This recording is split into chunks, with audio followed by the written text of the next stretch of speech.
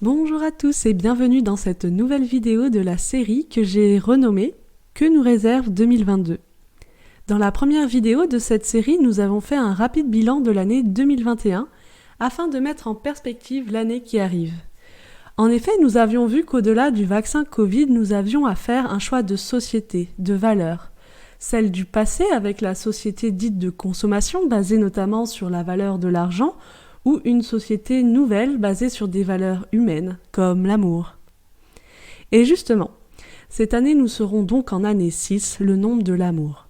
Mais il sera intéressant de s'arrêter également sur le nombre 2, nombre de la collaboration, puisqu'il compose 3 fois notre prochaine année. Cette année 2022, donc, nous serons probablement en quête d'équilibre et d'harmonie relationnellement, ce qui peut passer par l'écoute, la compassion, le respect, l'authenticité. Cette quête nous demandera d'être responsables au niveau de ces relations, d'autant que le nombre 2 apparaît 3 fois dans cette année 2022. L'importance de faire le miroir relationnel et de se remettre en question à travers lui sera sans doute essentielle. Faire le miroir signifie que ce que l'on voit chez l'autre, un défaut qui nous agace ou une qualité qui nous émerveille, est de voir en quoi on le porte en soi et comment faire pour le transformer, pour le défaut, et le développer pour la qualité. C'est une façon d'être responsable d'un point de vue relationnel et de ne pas se positionner en victime ou en accusateur. Cela peut aider à s'extraire aussi de l'émotionnel, des déviance du nombre 2, ou encore de la division. En effet, aujourd'hui, il serait facile de séparer d'un côté non vaccinés et de l'autre les vaccinés. Mais à mon sens, cela n'est pas l'amour. Il n'est pas question non plus de fusionner comme si nous n'avions pas fait un choix profondément différent. En effet, l'un des défis majeurs de 2022 sera de faire attention à ne pas confondre affectif et amour.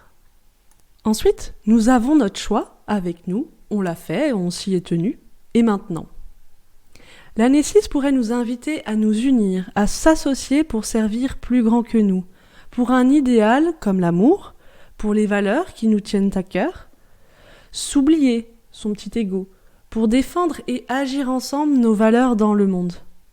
D'autant que l'événement astrologique majeur pour 2022 est la conjonction Neptune-Jupiter en Poissons, qui nous le verrons plus en détail dans une prochaine vidéo, serait une invitation à expanser le plus possible l'idée d'un amour élevé. Enfin, quand on pense à l'amour, on peut aussi penser à l'art et à la beauté.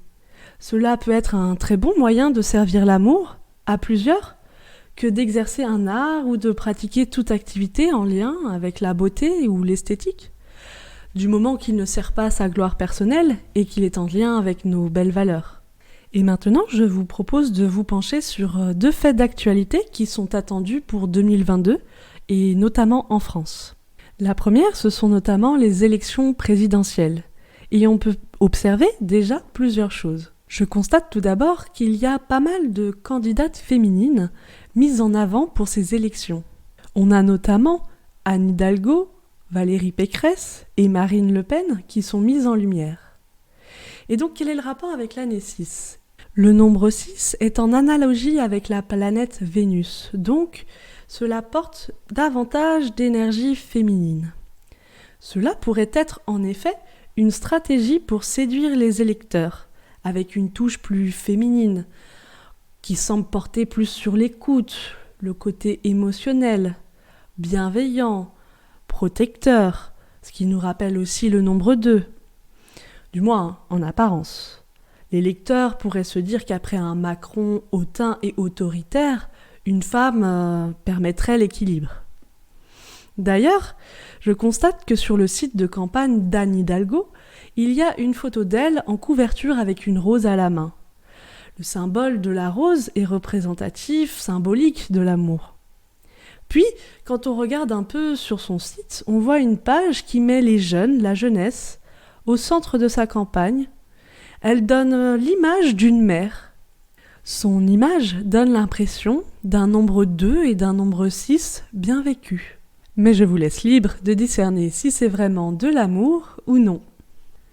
On peut aussi se demander pour 2022, alors que les relations sont fortement attaquées depuis 2 ans avec la distanciation sociale, les confinements et le port du masque notamment, comment sera cette nouvelle année ?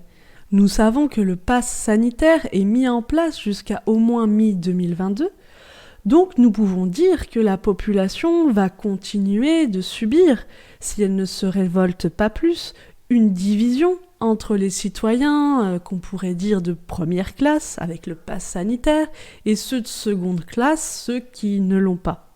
Et le piège en année 6 serait de laisser ce pass sanitaire dans l'indifférence totale. On ne penserait plus aux autres qui n'en ont pas, soit par insécurité, soit par mésentente avec ceux qui n'en veulent pas, par exemple. Et voilà, c'est tout pour aujourd'hui. J'espère que ce contenu vous aura plu. N'hésitez pas à vous abonner pour pouvoir écouter la suite de mon étude sur 2022.